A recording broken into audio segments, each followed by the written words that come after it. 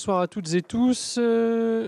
Bienvenue pour ce conseil municipal. Avant de passer la parole à Veolia, qui est venu nous présenter les rapports assainissement et eau dans un temps chronométré, je vais passer la liste des pouvoirs parce qu'il y en a beaucoup. Entre les malades, les absents, le conseil est un peu clairsemé ce soir.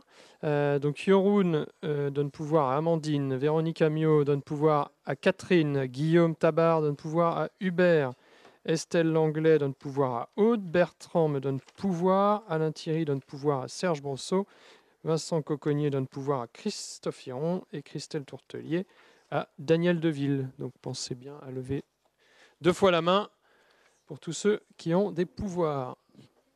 Oui. Ah, autant pour moi. Eh ben oui. Et donc, Paul Bobby donne pouvoir à Anne Steyer. Il était juste à côté. Oui, c'est pas souvent. Alors qu'il paraît qu'en commission, c'était plein à craquer hier soir. Arnaud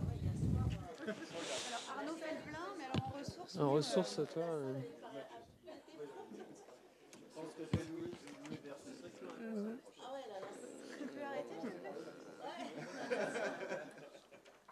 Alors, je passe tout de suite, où on va commencer d'abord par l'approbation du procès verbal, peut-être. Alors, le secrétaire de séance, Catherine, allez, vendu. Et donc, il y a l'approbation. Non, on commence par les rapports annuels, a priori, dans ce que j'ai. Donc, on va commencer par les rapports annuels. Donc, je passe tout de suite la parole à Richard, qui va se présenter, puisque c'est la première fois, oui, que vous venez ici. Donc, je vais vous laisser vous présenter et puis nous présenter les deux rapports.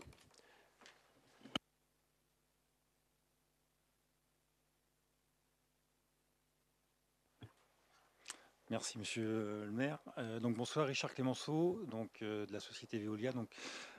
J'ai 25 ans d'expérience dans la société. Donc j'étais auparavant sur un secteur un peu plus au nord, sur le pays de Fougères, et je suis arrivé avec plaisir dans le pays de Château-Giron et le pays de Vitré pour remplacer donc Philippe Morel, que vous avez peut-être connu, et en partie Jacques Leluerne également, qui va quitter l'entreprise au 31 décembre.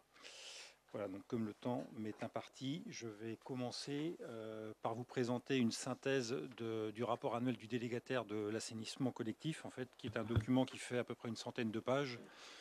Et je me suis permis de vous faire une synthèse pour avoir quelques chiffres clés en tête sur votre service d'assainissement collectif.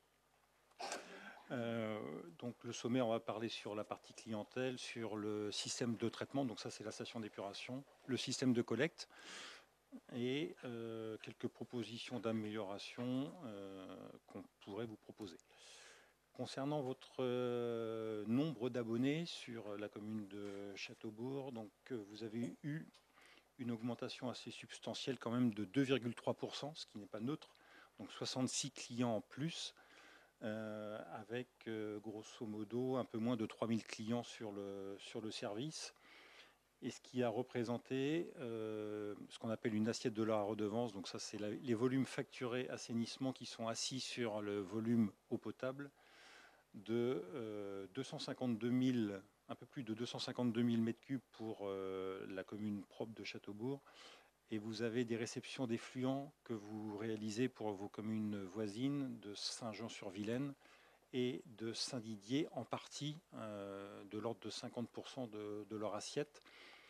Je vous ai simplement mis le rejet moyen par client pour avoir un ordre de grandeur. Donc c'est à peu près 86 m3 par an. Et donc, par contre, l'assiette de la redevance a assez nettement augmenté de plus 7%. Donc pour votre commune, 252 000, je l'ai dit, et donc un peu plus de 27 000 m3 pour la commune de Saint-Jean-sur-Vilaine et presque 24 000 m3 pour la commune de Saint-Didier. Concernant la facture, donc la réglementation nous oblige à produire la facture type 120 m3, même si on a vu précédemment que la consommation moyenne s'approchait plutôt de 86 m3, donc elle est plus représentative comme elle pouvait l'être auparavant. Donc la facture se décompose en fait d'une part délégataire qui elle-même se décompose en un abonnement et une consommation. Donc vous voyez une variation à la baisse entre le tarif au 1er janvier 2017 et 1er janvier 2018, puisque au 1er janvier 2018, vous nous avez reconduit dans le cadre d'un nouveau contrat d'affermage et dans le cadre de la négociation, en fait, il y a eu un effort financier qui a été fait et qui a permis en fait de faire une baisse globale d'à peu près de moins 20 à moins 25% sur nos tarifs. Concernant votre part communale que vous délibérez une fois par an, votre surtaxe, donc elle est composée également d'un abonnement et d'une part consommation au mètre cube. Et cette part-là, en fait, a augmenté quasiment dans la même proportion que la baisse que vous avez pu obtenir dans le cadre de la négociation du contrat, puisque au global, si on prend le total TTC de la facture, on arrive à une variation nulle. Donc pour un prix TTC du service par mètre cube d'un peu plus de 3,16 euros. Donc on verra après le prix de l'eau auquel il faut rajouter pour avoir un prix global eau et assainissement pour les gens qui sont raccordés au réseau d'assainissement. Donc retenez simplement que vous êtes un peu plus de 3,16 euros et que le prix sera constant entre 2017 et 2018 avec une répartition différente sur les recettes de chacun. Concernant la station d'épuration, donc vous possédez une station d'épuration de type boue activé faible charge, donc ça c'est la technologie utilisée pour pouvoir traiter les effluents, d'une capacité de 8000 équivalents habitants. Donc vous êtes en étude pour porter ce chiffre à un peu plus, donc il n'est pas encore totalement arrêté, mais on s'approchera sans doute d'un doublement de la station en vue des développements futurs sur la commune et sur vos communes avoisinantes. Le volume reçu à la station a été de 361 000 m3, donc il faut rapprocher des 252 000 qui sont reçus, qui sont facturés aux usagers. Donc on a à peu près 100 000 m3 de ce qu'on appelle des eaux parasites. Donc ce sont les eaux qui sont liées soit à la dégradation du réseau en lui-même, donc des infiltrations de racines, des joints défectueux, mais également des mauvais raccordements des abonnés, qu'ils soient volontaires ou involontaires. Donc dans le nouveau contrat, en fait, on a un engagement sur la recherche des eaux parasites, puisque c'est de l'énergie consommée, donc il est important de faire ces recherches d'eau parasites. Donc sur le volume annuel par rapport à l'année 2016, en fait, on a une baisse de presque de l'ordre de 10%, alors que la pluviométrie en fait a augmenté de 11%. Donc on peut penser qu'il y a eu des efforts sur la recherche et sur les travaux de réhabilitation qui ont pu être faits sur votre réseau, et peut-être des gens qui se sont mis aux normes au niveau conformité sur leur raccordement. Et donc la station, sur les chiffres de l'année 2017, a fonctionné en gros à 65% de sa capacité nominale. Mais en fait, ces chiffres-là, ils sont issus des bilans que l'on peut faire. Ils peuvent être variables d'une année à l'autre, en fait. Mais en 2017, on est à peu près à 65%. Je vais passer assez vite sur les performances de traitement, puisque c'est vraiment de la chimie pure. Donc s'il y a des gens qui sont intéressés, je leur laisserai mon numéro pour plus de précision. Simplement, retenez que la station a pu permettre de répondre à la réglementation. Donc vous avez 100% de conformité réglementaire sur la qualité du rejet vers le milieu récepteur, avec des rendements sur 3 paramètres, puisque les eaux usées sont caractérisées par 3 paramètres, le carbone, l'azote et le phosphore, donc avec des rendements qui vont de 92 à 99%. Et en éliminant toutes ces pollutions, on va forcément former ce qu'on appelle des sous-produits, donc ce qu'on appelle des boues, qu'on va valoriser en agriculture, et qui ont représenté 2240 m3 de boue. Donc la siccité, c'est la teneur en matière sèche. Donc ça veut dire qu'on a transporté, en fait, quand on parle de 3% de siccité, on transporte 97% d'eau. Donc c'est quand même très liquide, même si ça paraît très boueux, mais en réalité, c'est vraiment très très liquide. Voilà. Alors ça, c'est un petit peu pour mémoire pour ceux qui sont intéressés. C'est simplement la consommation d'énergie électrique sur les différents postes de relèvement avec grosso modo une diminution de la consommation. Les travaux de renouvellement du délégataire qui ont pu être faits dans le cadre du contrat d'affermage, donc 3 opérations, clôture et portail au poste de la Goulgatière, une pompe au poste de relèvement de la Merceret et un branchement qui a été renouvelé. Alors je ne vous ai pas mis l'adresse parce que malheureusement je ne l'ai pas retrouvé. La collectivité, donc vous avez réalisé des travaux d'investissement qui concernent des extensions du réseau sur la ZAC de la Bretonnière, si je ne me trompe pas, pour un peu plus de 2 km quand même, et sur la basse haie pour à peu près un peu moins de 500 mètres. Concernant le système de collecte, donc ça c'est pour que vous ayez les chiffres en tête sur votre patrimoine en fait, puisqu'on a parlé de la station d'épuration et des postes de relèvement, des 9 postes de relèvement, mais vous possédez également le patrimoine réseau, avec à peu près 45 km de réseau quand même sur la commune de Châteaubourg, et un peu plus de 2600 branchements. Et quand on parle de regard, ce sont les tampons fontes qui peuvent parfois faire du bruit et embêter certains de nos concitoyens. On a réalisé des contrôles de branchement, donc 89 contrôles avec 8 conformités, donc un taux de 10% de non-conformité, bon, c'est toujours de trop. Et on a, pour mémoire, je vous ai mis le nombre de contrôles qu'on a réalisés sur vos 2 communes voisines qui rejettent sur la station, donc Saint-Jean, 13 contrôles, et Saint-Didier également 13 contrôles, eux avec 0 non-conformité. Les interventions sur le réseau, donc il y a eu du curage préventif avec du passage caméra, donc sur 512 mètres, et donc on vous a listé en fait le détail des opérations qui ont été effectuées. Et de la même manière, on a du curage curatif, malheureusement, en fait, on a quelques accidents. Donc l'idée, c'est de pouvoir intervenir en temps et en heure pour éviter les débordements, soit chez les gens, soit sur le milieu naturel ou dans les eaux pluviales, pour éviter toute pollution. Donc voilà, sur un linéaire à peu près de 450 mètres. Les propositions d'amélioration générales, donc il y a toujours les travaux de réhabilitation pour limiter les eaux parasites. Donc ça, c'est un sujet général, global, qui vous concerne vous, mais qui concerne toutes les communes qui ont un assainissement collectif. Les établissements de ce qu'on appelle les arrêtés municipaux de rejet et des conventions spéciales de déversement, puisque en fait tous les rejets autres que domestiques dans le réseau d'assainissement sont soumis à autorisation du maire pour garantir le fonctionnement de la station et pérenniser la valorisation agricole des boues.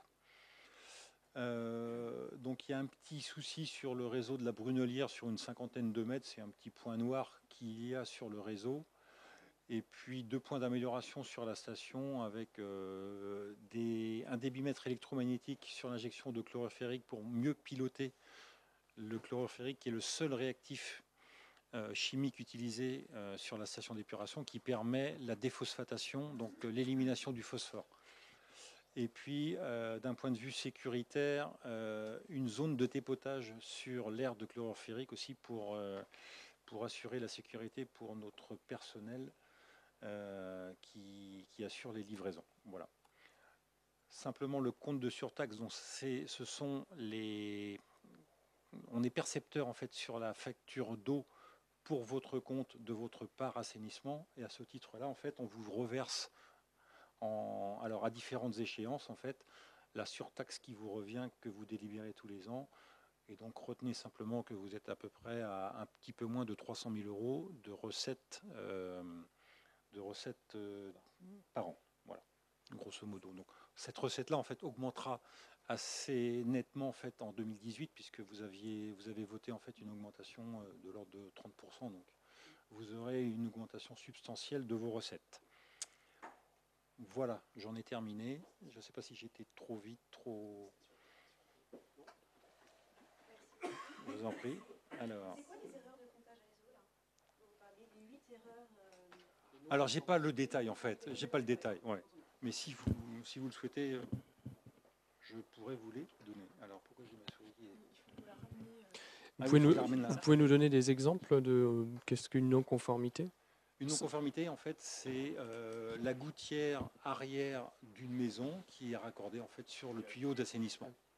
parce que les gens font des travaux, il faut une extension d'une véranda par exemple, Mm. ils prennent le premier tuyau qu'ils trouvent et puis ils vérifient pas si c'est voilà, eau usée, eau pluviale. Voilà. D'accord. Ça arrive. Alors, il y a du volontaire et de la volontaire, mais c'est généralement involontaire en fait. Les gens, c'est par méconnaissance qu'ils le font. Alors, 2 points d'information, mais qui sont importantes quand même, c'est que l'assainissement, si rien ne change, basculera à l'intercommunalité en 2020 normalement. Maintenant, soyons prudents au vu des évolutions législatives qui peuvent arriver. Et autre gros point et gros sujet pour la commune de Châteaubourg, c'est en effet un projet de nouvelle station d'épuration. Donc il faut qu'on reprenne nos travaux sur l'année 2019 avec un objectif 2021 en livraison, quoi, globalement. Mais il va falloir qu'on redémarre ces travaux qu'on avait mis un peu de côté pour le moment. Est-ce qu'il y a des questions par rapport à ce rapport sur l'assainissement ? Non, et ben, du coup, il faut qu'on l'approuve. Donc, ah oui, c'est une question. Mais j'avais juste une question aussi par rapport au raccordement de l'assainissement et aux pertes que vous évoquiez tout à l'heure. Oui. Au niveau intervention sur le réseau collectif, je voulais savoir si c'était que Veolia qui intervenait, des sous-traitants, ou est-ce qu'il peut y avoir d'autres entreprises que vous qui interveniez sur le réseau collectif? Alors nous, dans le cadre du contrat d'affermage, en fait, on a l'exclusivité d'intervention sur le réseau de collecte. Donc en fait, on est en charge, et c'est de notre responsabilité, puisque c'est la responsabilité de la commune que vous nous avez déléguée via le contrat d'affermage, pour assurer la continuité du service sur la collecte des eaux usées. Concernant si votre question concerne la réalisation de branchements neufs sur le réseau, on a également l'exclusivité de la réalisation des contrats des branchements, pour les faire dans les règles de l'art. Alors, j'ai pas le détail dans le nouveau contrat d'affermage si vous nous avez perpétué en fait l'exclusivité de ces branchements-là ou pas, mais il y a certaines collectivités qui peuvent ouvrir la réalisation des branchements à certaines entreprises en demandant à son exploitant de vérifier la conformité des travaux. Voilà. Merci pour votre Je réponse, vous en très prie. clair. Je vous propose donc de mettre au vote ce rapport. Qui vote contre? Qui s'abstient? C'est donc adopté à l'unanimité. Et nous passons donc au rapport sur l'eau potable. Voilà, donc j'enchaîne sur ce qu'on appelle le RPQS, donc sur le syndicat des eaux de Châteaubourg auquel vous appartenez. Donc c'est un document qui a été établi par le SMG 35, donc qui est le syndicat mixte de gestion d'Ille-et-Vilaine. Donc le RPQS, en fait, c'est un document réglementaire qui fait suite en fait à une loi Barnier du 2 février 95 pour un objectif de transparence et d'amélioration des services d'eau potable, avec comme origine des données donc le rapport annuel du délégataire du syndicat des eaux de Châteaubourg, qui est Veolia, puisque le service est exploité en affermage par notre société. Et donc le syndicat des eaux de Châteaubourg nous a renouvelé sa confiance à compter du 1er janvier 2019 pour un nouveau contrat d'une durée de 10 ans sur la distribution de l'eau sur les 26 communes du syndicat de Châteaubourg. Il n'y a pas une erreur parce qu'elle marquait 2016. Je ne sais pas si c'est. Oui, mais c'est bien les chiffres, c'est bien les chiffres 2017 en fait. Je pense qu'il y a une coquille parce que ce sont bien les chiffres de 2017 dont on va parler après. Le patrimoine du syndicat des eaux de Châteaubourg, en fait, qui est un syndicat de distribution puisque la production est assurée par le CIMEVAL. Donc le patrimoine est essentiellement composé de 1174 km de réseau, un peu plus de 27 000 branchements et 9 ouvrages de stockage, donc qui sont communément appelés des châteaux d'eau, sur le réseau, donc avec une valeur à neuf du patrimoine qui est estimée à 170 millions d'euros. Et donc les réseaux représentent 97% de la valeur de ce patrimoine. Un petit focus sur la qualité de l'eau, en fait. Donc ces chiffres-là sont issus des données de l'Agence régionale de santé, l'ARS, qui est le seul organisme officiel à pouvoir fournir des données sur la qualité de l'eau, même si nous, en tant qu'exploitants, nous réalisons de l'autocontrôle, mais cet autocontrôle n'est pas reconnu officiellement par les services de l'État.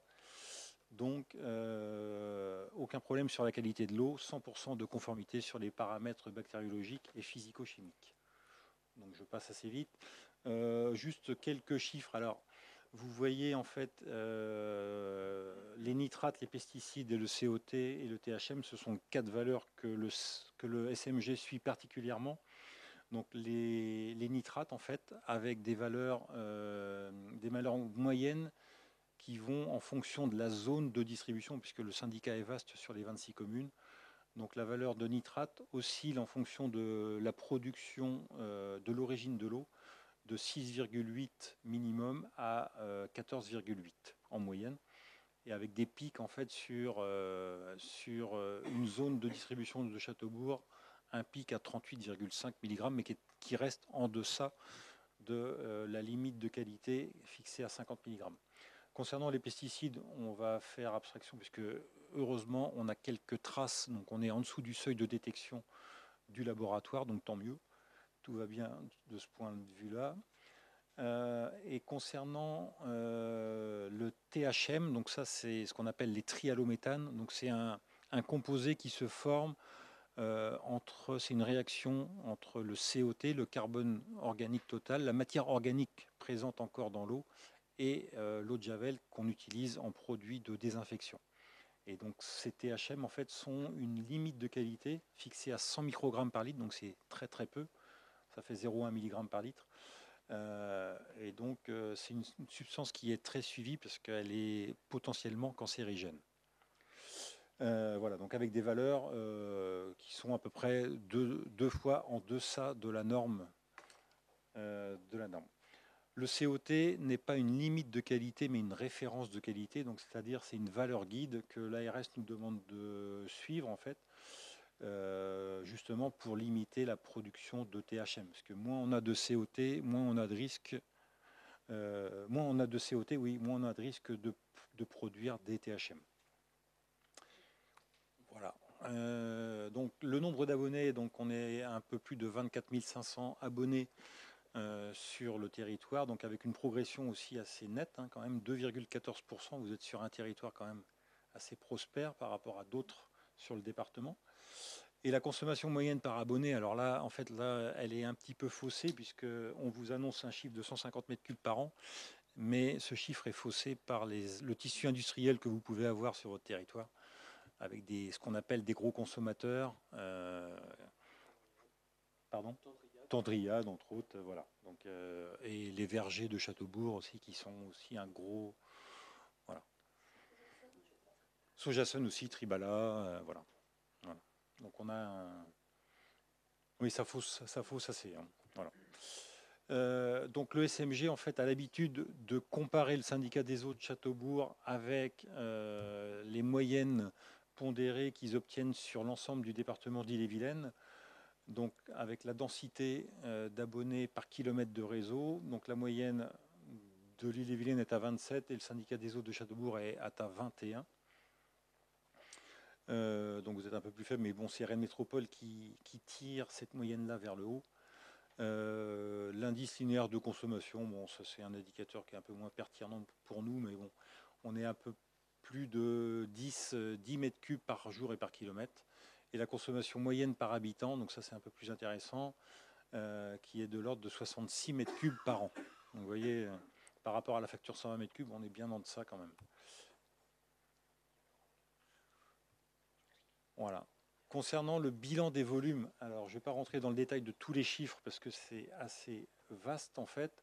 Retenez simplement que sur l'ensemble du syndicat de Châteaubourg, en fait, le volume mis en distribution, donc qui circule dans les tuyaux sur une année, est de 4 300 000 mètres cubes. Donc c'est assez conséquent, avec des augmentations et des variations qui peuvent varier donc, entre les années entre 2016 et 2017.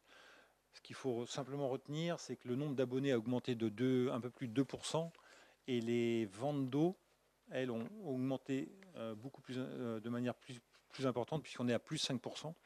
Mais il y a les industriels aussi qui ont leur part pour expliquer ces 5% d'augmentation. Donc tous ces chiffres en fait nous permettent de calculer un indicateur important pour tout le monde qui est le rendement du réseau. Donc le rendement du réseau a progressé entre 2016 et 2017, on a gagné 0,1%, on est à 88,1%. Donc ça veut dire qu'en fait il y a 12% d'eau qui sont perdues dans les tuyaux, donc qui sont soit des fuites chez des abonnés, des fuites internes sur leur réseau, des fuites nous sur notre réseau. Tout ce que le SDIS peut prendre pour la défense incendie, tous ces volumes-là qui ne sont pas comptabilisés font partie des 12%. Les vols d'eau qu'il peut y avoir, il y en a quelques-uns, bon ça reste à la marge, mais il peut y en avoir aussi. Voilà, donc sachez que 88% c'est un chiffre qui est très honorable. En Bretagne, on est la région la meilleure de France sur ce rendement en fait. Plus vous descendez vers le sud, plus le chiffre diminue. Voilà. Et il y a un autre indicateur qui est pertinent, alors techniquement pour nous, c'est ce qu'on appelle l'indice linéaire de perte. Donc c'est le volume perdu mètre cube par jour et par kilomètre de réseau. Et donc on a un chiffre qui est à peine satisfaisant, 1,37, même si l'agence de l'eau considère que le réseau est en bon état si l'indice linéaire de perte est inférieur à 1,5 m3 par kilomètre et par jour. Mais le chiffre du rendement est plutôt satisfaisant, voire très satisfaisant, mais le chiffre d'indice linéaire de perte ne me satisfait pas beaucoup. Donc on a du travail à faire pour l'améliorer. Voilà. Et le taux de renouvellement du réseau, donc, qui est de 0,8%. Donc, les préconisations du SMG sont de l'ordre de 1%. Donc le syndicat des eaux de Châteaubourg a encore quelques efforts à faire pour tendre vers ce 1%, mais il a déjà engagé des travaux pour 2019 qui vont aller au-delà des 1%. Voilà, donc ça ce sont les commentaires en fait du SMG sur ce que je vous ai dit. Donc la tarification de la même manière que pour l'assainissement, donc avec une part fixe et une part proportionnelle pour l'exploitant, et de la même manière pour la collectivité, fixée par délibération chaque année. Et donc s'ajoute à ça des redevances, prélèvements et pollutions qui sont destinées à l'agence de l'eau. Le fonds de concours du SMG, donc tous les mètres cubes consommés en Ille-et-Vilaine en fait subissent une taxe de 0,17 € mètre cube. Et cette recette-là en fait permet au SMG de financer de nouvelles usines de potabilisation, de nouveaux réseaux de sécurisation entre les différents syndicats. Donc cette recette-là en fait permet de bien sécuriser l'ensemble de la distribution sur le département d'Ille-et-Vilaine. Et puis un taux de TVA à 5,5 pour l'eau potable et 10% pour l'assainissement. C'était juste pour rappel. Voilà, donc le prix au mètre cube, puisqu'on va retenir que ce chiffre-là, 2,37 € TTC par mètre cube. Donc pour un habitant de Châteaubourg, il faut ajouter ces 2,37 € aux 3,16 € pour avoir un prix de à peu près 5,50 € du mètre cube pour un abonné de la commune de Châteaubourg. Voilà, et donc la moyenne, le chiffre, le montant, pardon, au mètre cube augmente légèrement pour une facture 80 mètres cubes pour s'établir à 2,57 €. Voilà, un petit graphique simplement pour visualiser les évolutions tarifaires de chaque partie, donc de l'exploitant, donc avec quelques variations puisque notre part est assise, est écrite dans le contrat d'affermage et évolue tous les ans via un coefficient d'actualisation qui est calculé tous les ans, et on voit qu'il y a eu un petit effet crise en fait entre 2015 et 2017, puisqu'en fait notre rémunération a diminué, on voit une baisse. Ça c'est lié en fait aux indices du coefficient qui ont pris en compte le phénomène de crise qu'on a pu connaître. Le trait bleu en fait est plat, donc ça c'est le syndicat des eaux de Châteaubourg qui depuis 2008 a choisi de ne pas augmenter du tout sa surtaxe sur la part eau, donc c'est à noter. Et puis le trait jaune en fait qui est l'augmentation de toutes les taxes agences de l'eau SMG. C'est la somme. Alors le pourcentage peut paraître important, 56%, mais en coût, en fait, ça représente assez peu sur la facture. Voilà. Alors juste un petit comparatif entre l'évolution du prix de l'eau qui a été sur 10 ans en fait de un peu plus de 4%, 4,5%, pendant que les prix à la consommation, eux, ont évolué de 10%. Donc c'est simplement pour ramener en fait, parce que le sujet sur le prix de l'eau est un grand débat en fait pour tous les usagers. Et donc c'est simplement pour remettre un peu les choses dans l'ordre. Voilà. Donc ça, ce sont les recettes du délégataire et de la collectivité. Donc les recettes du délégataire, un peu plus de 3 millions, mais qui prennent en charge en fait l'achat d'eau au CIMEVAL pour tous les volumes qui sont introduits sur le réseau. Et la recette collectivité, en fait, qui est d'un peu plus de 1 800 000 euros.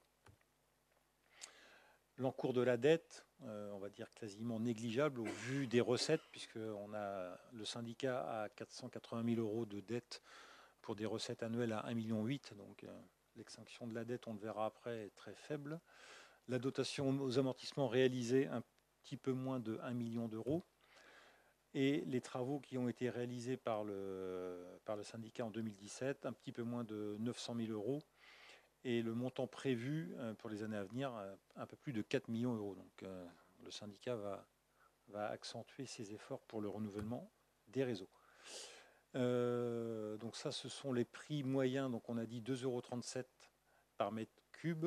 Le syndicat des eaux est pile poil dans la moyenne départementale. Les amortissements sont un peu plus forts que la moyenne départementale et l'endettement par abonné est 3 fois moins élevé que l'endettement du département, des syndicats du département.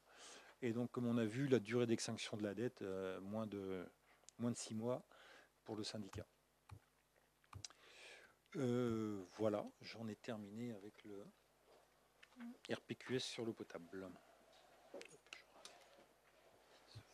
Alors, quelques compléments d'information. C'est vrai que sur le rendement, les territoires ruraux sont un peu désavantagés puisqu'il faut parfois faire des kilomètres de linéaire pour aller desservir une ferme ou une maison en campagne. Donc c'est vrai que plus les territoires sont ruraux, plus le rendement est difficile à atteindre. Donc c'est vrai que c'est toujours un combat de tous les jours.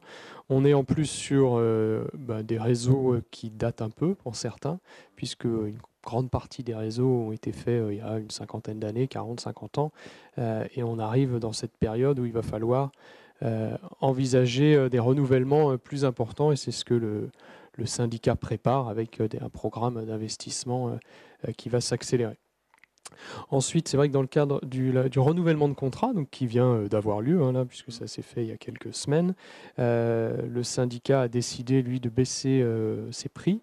Donc voilà, le prix de la collectivité devrait baisser. En gros, sur ce qui a été gagné avec ce nouveau contrat, le syndicat va garder vraisemblablement 60% entre guillemets de la marge gagnée et va redonner aux ménages 40% de ce qui a été gagné. Donc j'ai pas les montants en tête exactement de ce que ça va représenter sur la facture, pas non plus des sommes phénoménales, mais c'est déjà ça. Voilà, on redonnera une partie en pouvoir d'achat pour les habitants et une décision a été prise, enfin un principe a été pris cette semaine en CA du syndicat des eaux, c'est qu'on va vers une fusion entre le syndicat des eaux, qui est le syndicat de distribution, et le CIMEVAL, qui est le syndicat de production. Donc ça va prendre un peu de temps, puisque forcément, voilà, c'est la fusion de 2 syndicats, avec ses élus, avec ses comptabilités, avec aussi différents syndicats qui gravitent autour du CIMEVAL. Donc voilà, en tout cas, le syndicat des eaux de Châteaubourg a adopté un principe comme quoi il était d'accord de fusionner avec le CIMEVAL. Donc maintenant, le jeu du CIMEVAL, c'est aussi de faire le tour des différents syndicats des eaux qui sont desservis par le CIMEVAL pour savoir si les autres syndicats acceptent ou non de fusionner. L'idée étant de simplifier un peu l'organisation et aussi les transferts financiers, parce que là, c'est vrai que le syndicat des eaux qui est la distribution, achète de l'eau au Cimeval, qui est la production. Donc voilà, en regroupant tout ça, on va sans doute aussi simplifier un peu les actes administratifs, le fonctionnement administratif, c'est tout l'enjeu. Et puis d'avoir une taille aussi suffisamment critique pour envisager des investissements dans le futur. Est-ce qu'il y a des questions par rapport à ce rapport ? Bon, eh bien, très bien. Donc je vais mettre au vote. Qui vote contre ? Qui s'abstient? C'est donc adopté à l'unanimité. Merci. Et puis nous allons pouvoir vous libérer. Voilà, on vous remercie beaucoup pour cette présentation. Joyeuses fêtes de fin d'année. Et puis bonne fête de fin d'année, en effet.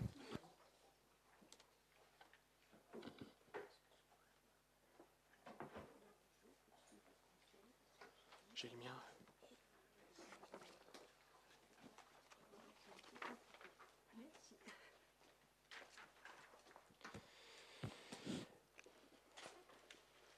Alors, bonne soirée. Donc, je vous propose de passer à l'adoption, à l'approbation du procès-verbal. Est-ce qu'il y avait des questions par rapport au procès-verbal du 14 novembre? A priori, non. Donc, je mets au vote. Qui vote contre? Qui s'abstient? C'est donc adopté à l'unanimité. Et c'est pas le rapport de la CRC. Là, je suis perdu dans... Ah oui, voilà.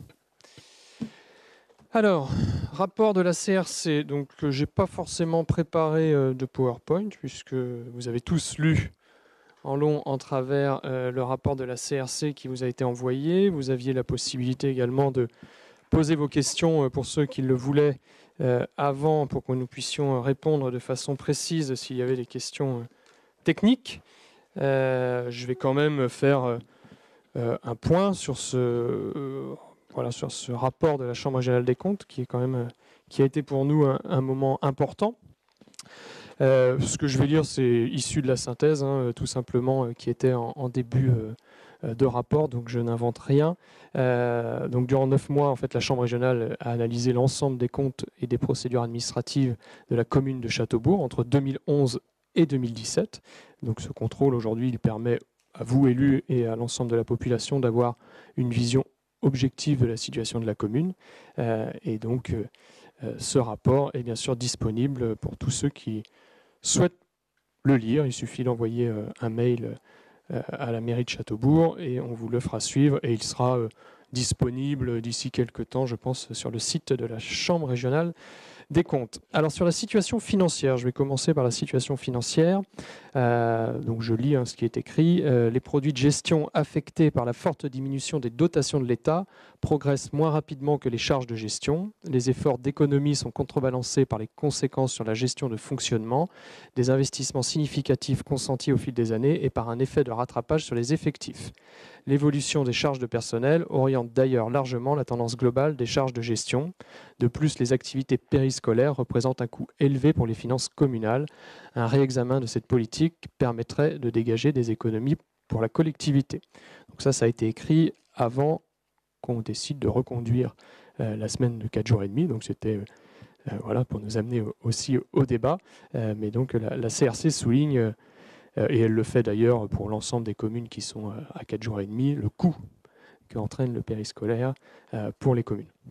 Globalement, les dépenses de fonctionnement restent maîtrisées, tandis que des marges de manœuvre subsistent en matière fiscale et que les zones d'aménagement et d'activité attractives ouvrent des perspectives favorables à moyen terme.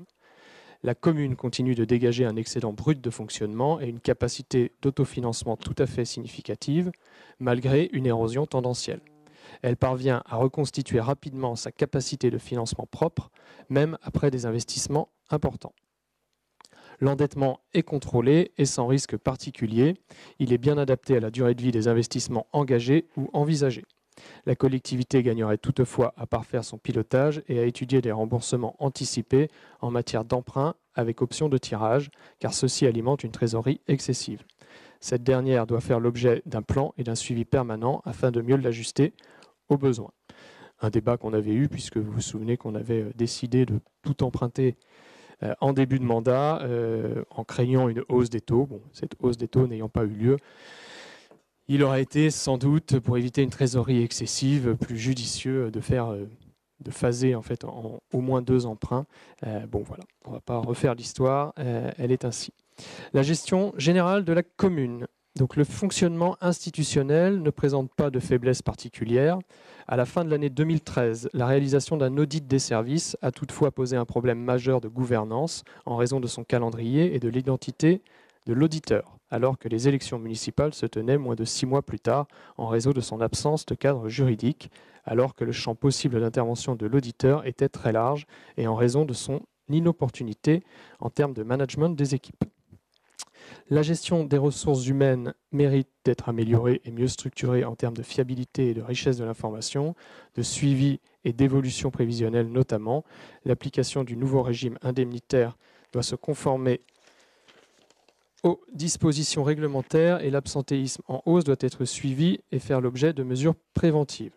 Donc là, la réorganisation du service ressources humaines doit travailler sur ces sujets. Voilà, on sait que c'est aujourd'hui pas forcément nos points forts et les différents changements, que ce soit le RIFSEP, que ce soit la mise en place du périscolaire, des nombreux recrutements qui ont dû être faits, etc., fait qu'on a en effet quelques améliorations au niveau des ressources humaines, mais Anne, qui a pris maintenant la responsabilité du service, va s'y atteler dans les mois qui viennent. Ensuite, une plus grande formalisation en matière de système d'information est souhaitable. L'approfondissement et le prolongement des changements déjà apportés au processus de commande publique permettrait, par un pilotage unifié et un accompagnement renforcé et étendu, une meilleure définition des besoins et une prévention des litiges. Ok, donc acte. En effet, quelques pistes d'amélioration. La commune pourrait effectuer un meilleur suivi du patrimoine municipal, poursuivre l'allègement de ce dernier et mieux encadrer son occupation conventionnelle par des tiers. Donc l'allègement, on a commencé et en effet, on va continuer. Il y a une partie du patrimoine qu'il faut vendre, dont il faut se séparer. Ce n'est pas l'objectif d'une commune forcément d'avoir un patrimoine trop important. Et les conventions, c'est en cours et ça avance bien. On est en train de remettre certaines choses au carré. La fiabilisation des comptes a été améliorée, notamment en matière d'inventaire, de traitement des immobilisations, de rattachement à l'exercice et de sécurisation des régies. Des perfectionnements peuvent encore être apportés en matière d'amortissement. Les procédures budgétaires sont globalement respectées et la gestion a été améliorée en matière d'engagement et d'exécution budgétaire. Mais l'information budgétaire doit être plus rigoureuse et complétée par des plans pluriannuels d'investissement plus détaillés et les taux de réalisation en section de fonctionnement doivent être nettement plus relevés. Sur le plan pluriannuel d'investissement, on leur a apporté la preuve qu'il existait. On ne le communique plus au-delà de 2020 puisqu'il paraît qu'on dépassait le cadre légal de notre mandat.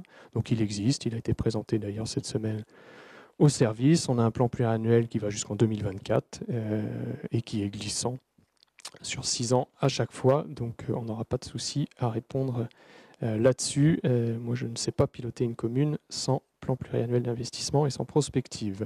Et sur les taux de réalisation, c'est vrai que la trésorerie aujourd'hui un peu excessive nous permet d'être large aujourd'hui sur nos budgets et on peut en effet améliorer les taux de réalisation, mais ça se fera naturellement. On a commencé et voilà, on est en train d'améliorer d'année en année. Les recommandations de la Chambre régionale des comptes poursuivent l'effort de fiabilisation de l'actif par la mise en place d'un inventaire physique des biens de valeur significative. Donc voilà, ça on va continuer en effet cet effort de fiabilisation qui a déjà été commencé depuis 2014. Mettre en place une comptabilité de stock pour les zones d'activité. Donc là on est en train vraiment de remettre tout ça à plat et aussi la clôture des budgets annexes. On avait un certain nombre de budgets annexes qu'on est en train de clôturer. D'ailleurs, il y en a quelques-uns ce soir, fait qu'on est en train de remettre à jour tous les stocks. Donc ça va aussi fiabiliser tout ça. Donc pas de souci. Troisième recommandation, établir des plans pluriannuels d'investissement sur 5 ans, actualisés annuellement, incluant également les projets de taille moyenne et des dépenses d'équipement récurrentes et intégrant les différentes sources de financement. Donc ces plans pluriannuels, ils existent. Donc il n'y a pas de souci là-dessus. Mais je ne communiquerai pas au-delà de 2020 nos objectifs d'investissement, puisque sinon je dépasse, il paraît, le mandat qui m'a été confié. Point 4, adopter un pilotage stratégique de la trésorerie par la mise en place notamment d'un plan de trésorerie. Point 5, établir des documents de suivi des ressources humaines, cohérents, complets et mis à jour régulièrement. Donc ça, on en a parlé, c'est un travail qui sera fait. Point 6, appliquer au complément indemnitaire annuel les critères d'attribution et les modalités de fixation prévues par les textes réglementaires. Donc ça, c'est en cours aussi. Enfin, on n'était pas tout à fait d'accord sur les choses, mais bon. Donc voilà, 6 recommandations seulement sur le rapport. Rien de très important, enfin, qui sont toutes facilement corrigeables. Donc on n'a pas de souci avec ça. La Chambre quand même constate depuis 2014 un certain nombre d'améliorations.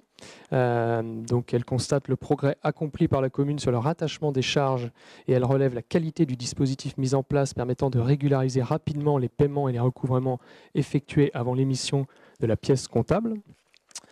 La CRC souligne la mise en œuvre d'une plus grande formalisation et transparence de la procédure budgétaire associant élus et personnel et la qualité satisfaisante du débat d'orientation budgétaire et du rapport présenté à cette occasion. Le processus d'exécution en dépenses comme en recettes, notamment les délais de paiement, le traitement des factures et les moyens de règlement pour les usagers, a nettement été amélioré dans le cadre de la dématérialisation. La Chambre encourage la commune à poursuivre son travail utile et pertinent en vue de disposer d'un outil analytique. Et enfin, la modification du subventionnement du secteur associatif poursuit une volonté louable de rationalisation de la dépense et de meilleure objectivité et équité dans l'attribution des aides. Voilà un petit peu pour la synthèse de ce rapport de la Chambre régionale des comptes. Il y avait aussi la réponse de Madame Kless qui a pu répondre aussi, donc qui a notamment argumenté, mais je n'ai pas envie forcément de le détailler, sur la réalisation de l'audit. Est-ce qu'il y a des questions, des remarques, des interventions? Je suis à votre disposition. Bien sûr, si elles sont trop techniques, je ne pourrai pas forcément y répondre, mais on vous répondra plus tard. Oui, je passe la parole à Christian. Donc pour notre part, donc on a évidemment lu la partie qui incombait à la précédente majorité et évidemment la partie qui vous incombe également. Concernant l'audit, nous, on n'a aucun commentaire à ajouter. Donc Madame Kless s'en est expliqué dans sa réponse. Donc là-dessus, on n'a rien à ajouter. Concernant les subventions aux associations, il existait bien quand même précédemment un système en place qui avait nécessité un travail important des élus de l'époque et du personnel. Bon, mais on sait bien que tout système est perfectible, bien entendu. Mais il avait le mérite d'exister. Il avait été approuvé par les associations à l'époque. Donc là-dessus, bon, voilà. Si vous avez un autre système, il ne me paraît pas fondamentalement différent, en plus, puisque les critères repris sont à peu près les mêmes. Dernière chose concernant le PPI, il existait un PPI, mais qui était suivi entre l'adjointe aux finances de l'époque et le trésorier. Alors je ne sais pas s'il a été retrouvé une trace quelque part, mais là-dessus, on m'a bien assuré qu'il en existait un. Et comme vous le disiez, et donc l'ancienne adjointe aux finances me l'a bien certifié également, puisque je lui ai posé la question. C'était difficile de piloter à vue une collectivité comme Châteaubourg sans se projeter sur les mandats et les années qui viennent. Donc je ne sais pas si vous avez retrouvé quelque chose. Je n'ai pas retrouvé grand-chose et d'ailleurs l'audit de 2013 disait clairement, mentionnait qu'il n'y avait pas de prospective et de plan pluriannuel d'investissement. Alors, voilà, les deux corrèlent dans cette direction. Voilà, maintenant. Comment il était tenu, je ne sais pas. Mais bon.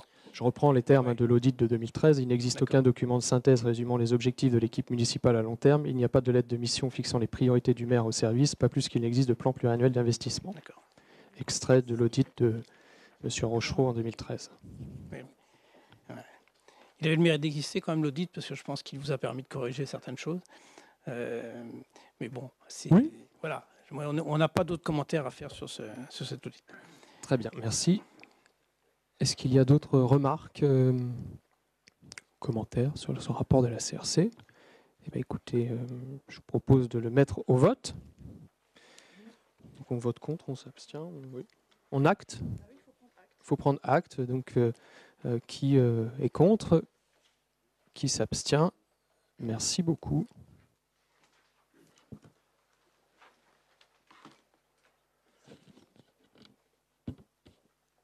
Alors, je passe tout de suite la parole à Aude de Lavergne. Merci beaucoup. La délibération 212 est une délibération qui demande au conseil municipal d'autoriser le maire à ester en justice devant les juridictions d'appel. Le sujet est, comme on en a présenté en commission ressources,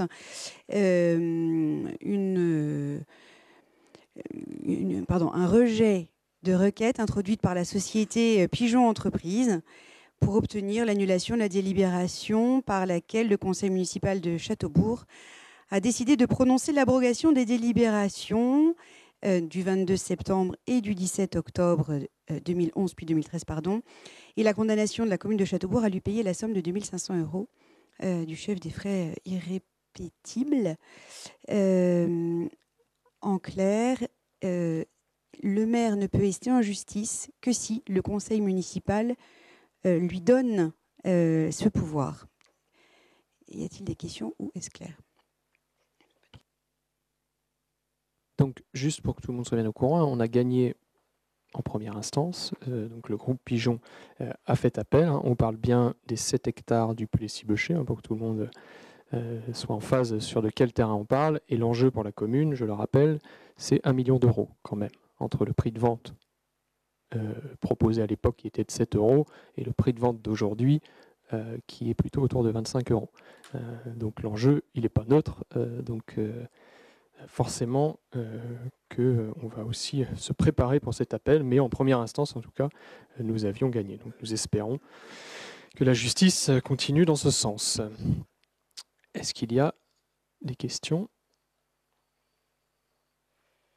Très bien, donc je mets au vote. Qui vote contre ? Qui s'abstient ? C'est donc adopté à l'unanimité. Merci. Et je passe la parole à Hubert Desblés. Voilà, concernant donc la redevance assainissement 2019, donc comme chaque année, Veolia Haute souhaite connaître les tarifs applicables pour l'année suivante en ce qui concerne les redevances assainissement. Donc le tableau qui est joint montre l'évolution des tarifs prévus pour 2019. Il a été présenté donc lors de la commission travaux urbains du 18 décembre, donc hier. Juste pour rappel, avec une part fixe sur le tarif communal relatif à la part forfaitaire de la collectivité qui reste identique, à savoir donc 9,960 € pour 2018 et idem pour 2019. Et concernant donc la part forfaitaire liée à la consommation, donc on était sur une base de 1,473 € en 2018 et on reste sur cette même base en 2019, 1,473 €. Donc, suite à l'avis favorable de la commission, il est proposé au conseil municipal d'adopter la tarification communale 2019 de la redevance assainissement et d'autoriser monsieur le maire ou son représentant à signer toute pièce relative à ce dossier. Est-ce qu'il y a des questions ? Je mets au vote. Qui vote contre ? Qui s'abstient ? C'est donc adopté à l'unanimité. Merci. Délibération suivante, fixation des tarifs applicables en 2019. Je passe la parole à Aude. Merci beaucoup. Alors, par rapport aux tarifs cette année, assez peu de modifications. Je ne vais flécher que les dossiers qui subissent des modifications, entre autres les concessions du cimetière, qui varient pour chacune des lignes de 1 €, ce qui fait des variations non homogènes de 1% pour les uns, 0,75 pour les autres. Vous voyez, donc la logique est vraiment une augmentation d'1 € pour les concessions du cimetière.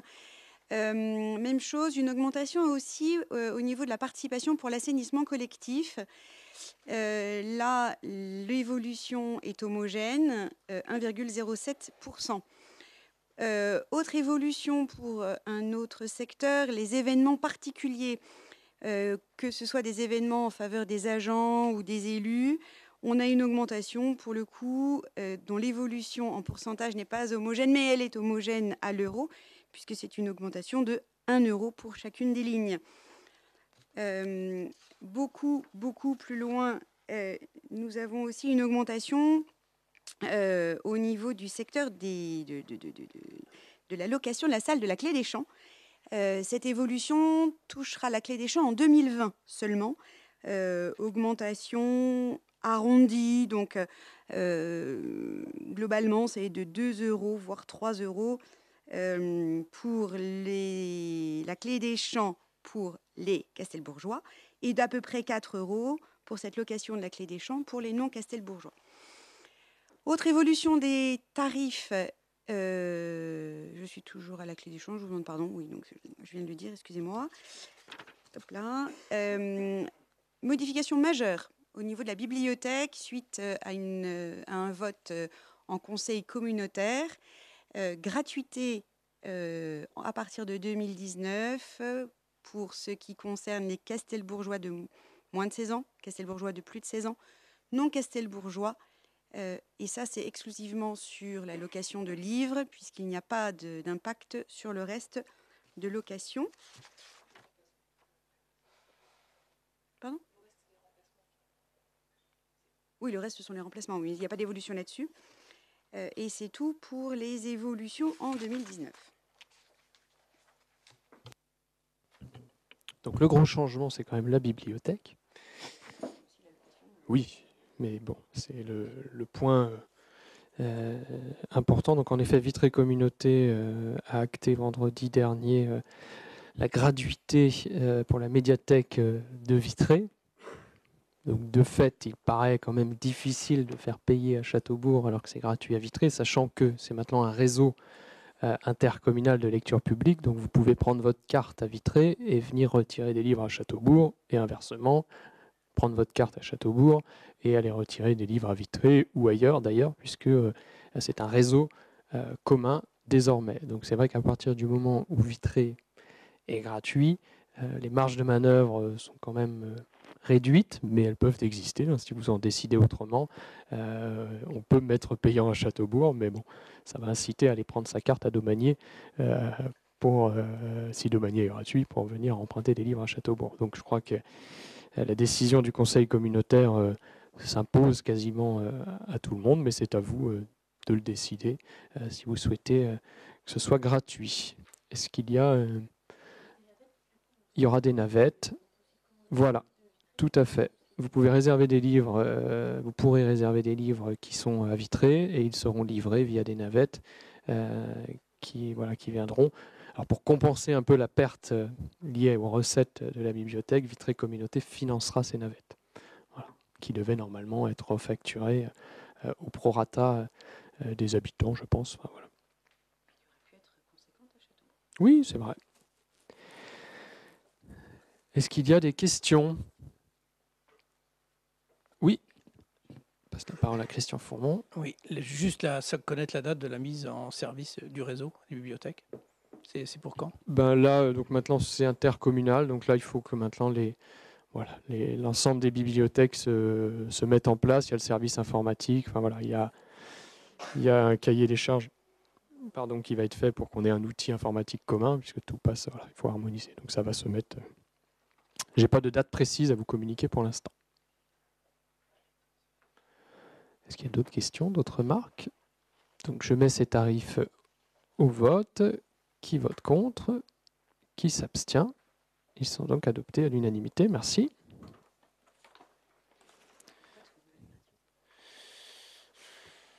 Ça s'impose. Je passe la parole à Aude pour les délibérations suivantes. Délibération suivante, décision modificative liée au reversement de l'excédent de certains budgets, entre autres les budgets de la Bourlière, de la Émarga, de la Bassehaie, et par ailleurs des reversements pour annulation de permis de construire. Par conséquent, il vous est proposé ce soir, comme vu en commission ressources, une décision modificative qui tient compte de l'annexe qui vous est proposée. Pas de remarques, pas de questions. Je mets au vote. Qui vote contre ? Qui s'abstient ? Merci beaucoup. C'est adopté à l'unanimité. Délibération 216, autorisation d'engager. Donc là, on regroupe. Alors justement, première question, est-ce que, vote à main levée peut-être, le conseil municipal accepte que l'on regroupe les 5 délibérations suivantes pour aller plus vite ?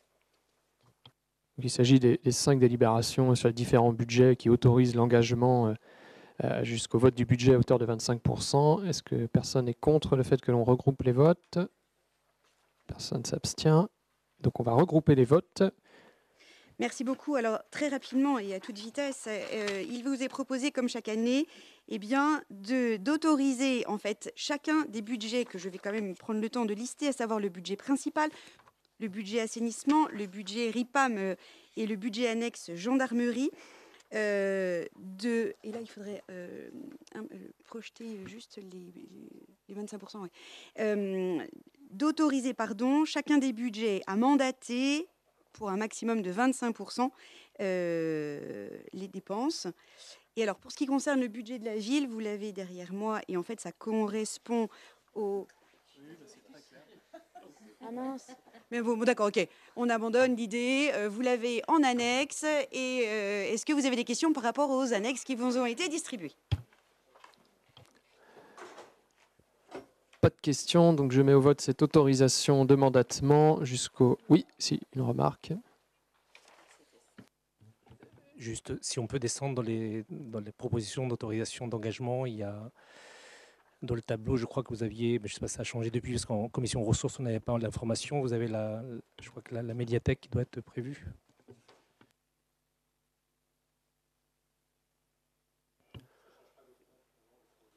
On l'a laissé dedans. On l'a laissé dedans pour l'instant. Oui. Absolument. Oui. Il peut y avoir des engagements autres sur la médiathèque, on ne sait pas, on ne sait jamais. Donc je mets au vote, qui vote contre, qui s'abstient. C'est adopté à l'unanimité, merci. Et donc on passe aux subventions de fonctionnement exceptionnelles attribuées au budget annexe gendarmerie. Absolument. Alors, afin d'assurer le financement de ce projet en complément des subventions d'investissement perçues, la commune a eu recours à l'emprunt à hauteur d'1,8 million auprès de la Banque Postale. Vous vous souvenez que c'était la délibération du 14 novembre dernier. Et en fait, dans le cadre de la dissolution de la SPL Gendarmerie, les parts sociales appartenant à la commune de Châteaubourg sont évaluées à 180 000 €. Aussi, il est proposé d'attribuer une subvention exceptionnelle de 180 000 € au budget annexe de la gendarmerie. Les crédits afférents à cette subvention exceptionnelle sont prévus au BP sur le compte 6748. Donc, il s'agit du transfert, tout simplement, de la SPL vers le budget annexe des 180 000 €. Pas de questions, pas de remarques. Je mets au vote. Qui vote contre? Qui s'abstient? C'est donc adopté à l'unanimité. Merci. Clôture du budget de la Bourlière.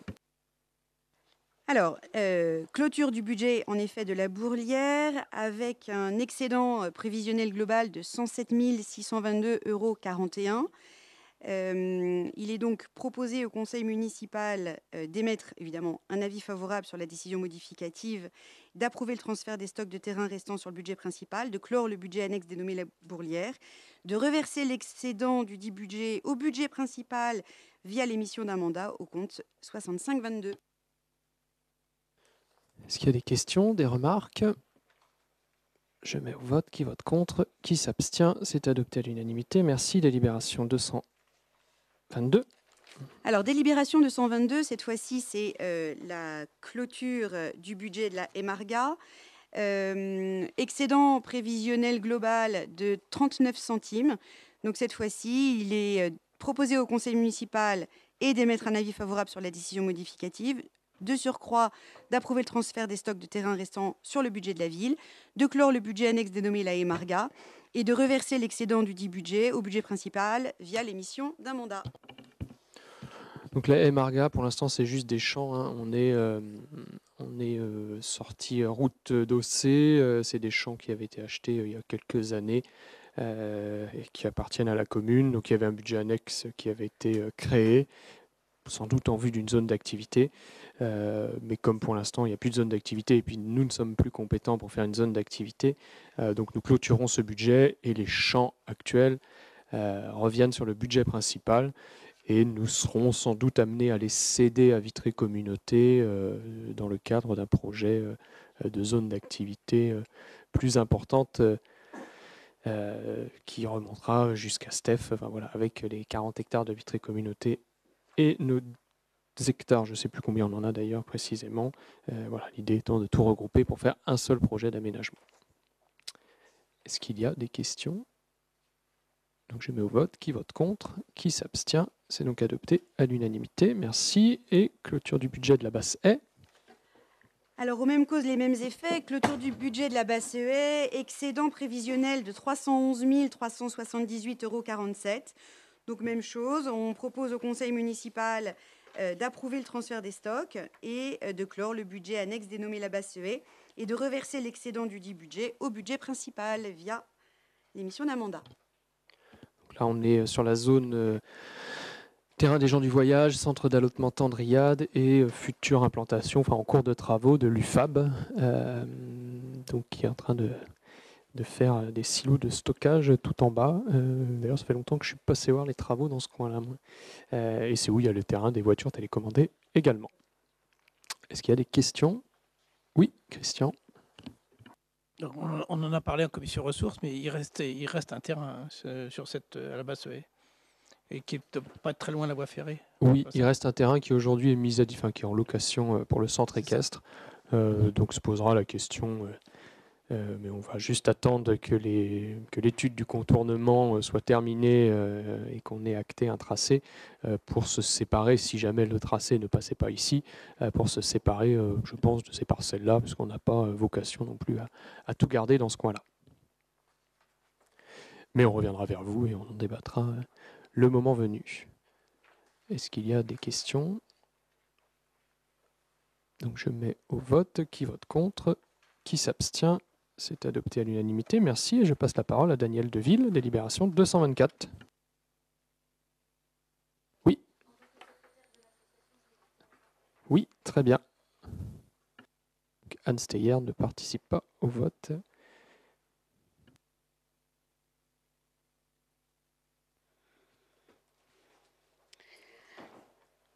Association Castellarcom.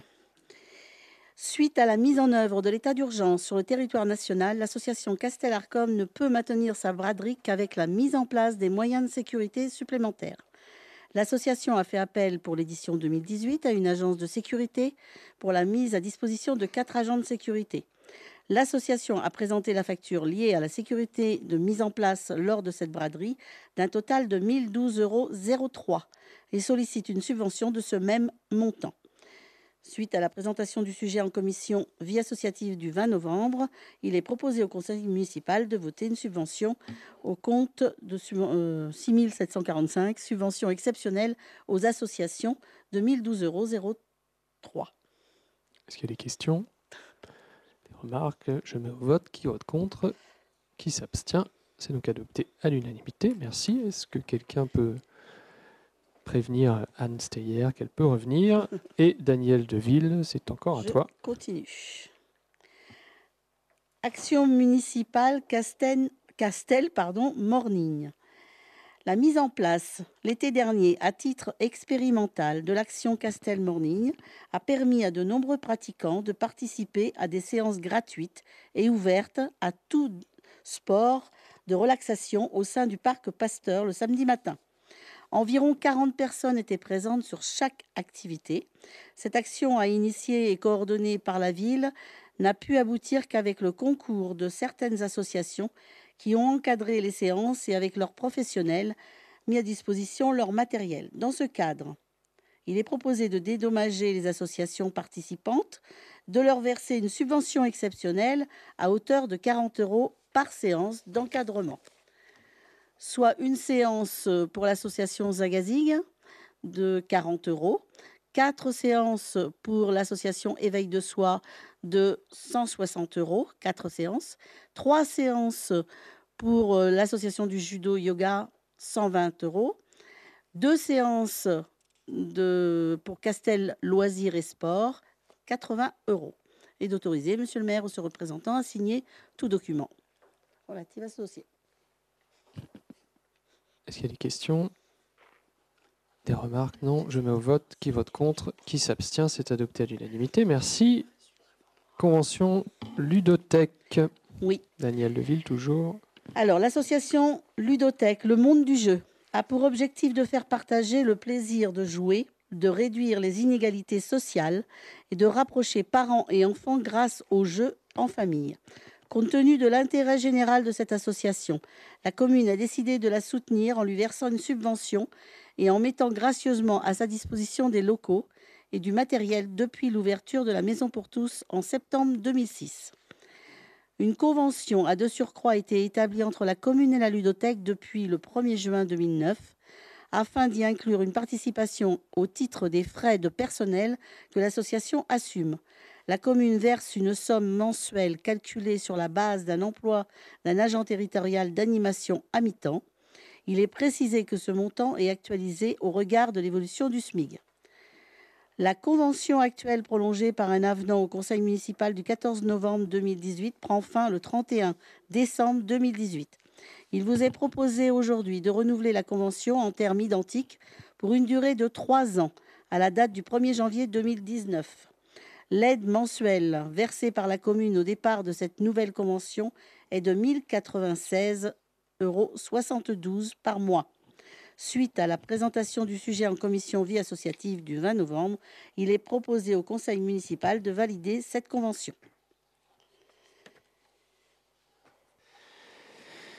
Merci Daniel.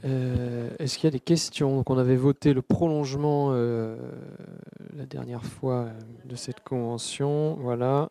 Et donc là, il s'agit de la nouvelle convention pour 3 ans. Oui, tout à fait. Est-ce qu'il y a des questions, des remarques? Oui, je passe la parole à Pablo Diaz.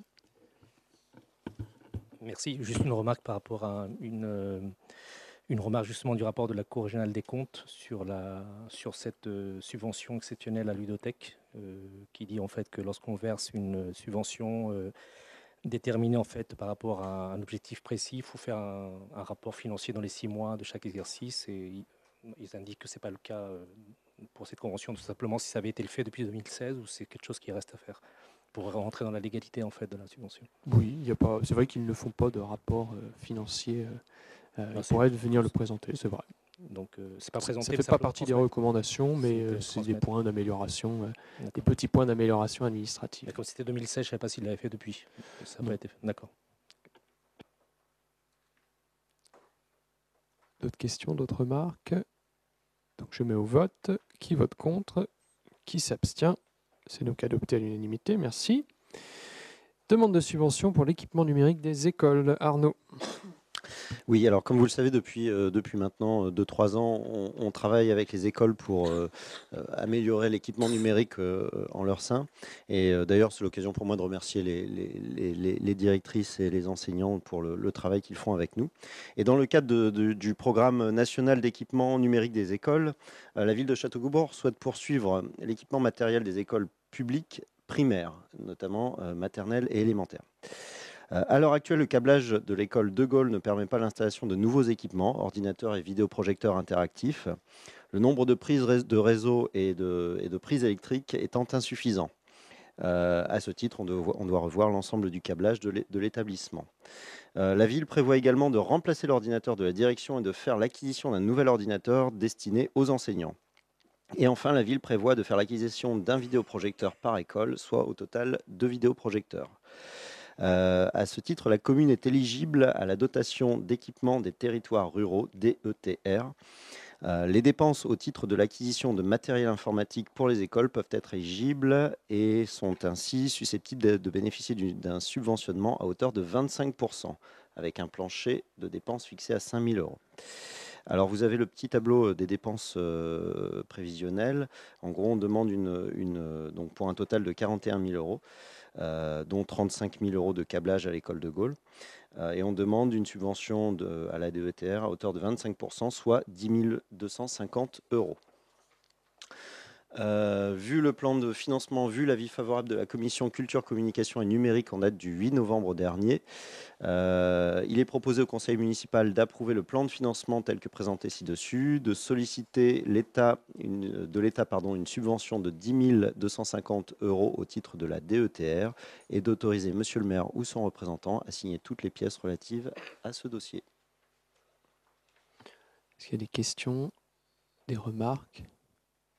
Ce qui m'embêterait vraiment, Arnaud, c'est que l'éducation nationale nous dise finalement le numérique avant le collège, c'est pas bien, il faut m'enlever tous les ordinateurs et les trucs. Hein? Bon, c'est comme ça. Les écoles avancent. Est-ce qu'il y a pas d'autres questions? Donc je mets au vote. Qui vote contre? Qui s'abstient? C'est donc adopté à l'unanimité. Merci. Donc des travaux qui seront réalisés, enfin qui seront proposés pour l'année prochaine, hein, tout ce câblage-là. Donc il y a pour 35 000 € de câblage. Demande de subvention pour le projet Maison des familles. Donc là, je vais prendre la place de Bertrand, qui n'est pas là ce soir. Donc je rappelle que le nom Maison des familles, il est provisoire, parce qu'on est quelques-uns à pas forcément adhérer. Ça s'appelait la Maison de l'enfance, c'est devenu la Maison des familles. Bon, je crois que voilà, c'est provisoire, hein. Je crois que le débat est ouvert, donc ne vous attachez pas au nom. D'ailleurs, je vois qu'il y a Maison des familles dans le titre, mais il y a le projet de Maison de l'enfance. Ah, ça a été corrigé, d'accord. Bon, bref, donc le nom n'est pas arrêté encore et mérite d'être travaillé.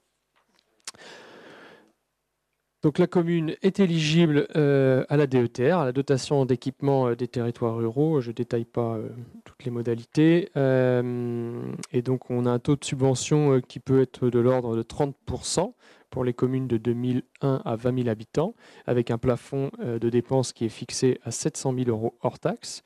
Donc le projet de maison des familles ou de l'enfance rentre dans les conditions déterminées ci-dessus. Et donc on peut solliciter cette subvention de DETR en espérant l'obtenir. Et donc le montant total aujourd'hui du projet est estimé en coût travaux à 2 136 000 400 € hors taxe. Et donc la commune de Châteaubourg est également éligible au financement du contrat de territoire. Donc ça, c'est quelque chose qui est acté, puisqu'on aura une subvention à hauteur de 20% du département via le contrat de territoire. On peut aussi demander du leader et un peu de subvention de la CAF. Donc voilà, vous avez la liste un peu des subventions possible sur ce projet et sur tout ce qui est demandé. Donc leader, DETR, contrat de territoire, CAF, et donc le reste, fonds propres, il resterait si on obtenait tout. Ah non, vous avez mis que 9,83. Ah oui, on ne peut pas plus de 700 000 €, c'est vrai. Donc en fait, on demande 210 000 € de DETR, on obtient du contrat de territoire 427 000 €, on demande 75 000 € au leader et 25 000 € à la CAF. Et donc il nous reste un reste à charge à presque 1,4 million. Est-ce qu'il y a des questions par rapport à cette demande de subvention? Donc je mets au vote. Qui vote contre? Qui s'abstient? C'est donc adopté à l'unanimité. Merci. Et je passe la parole à la délibération 229 à Christelle.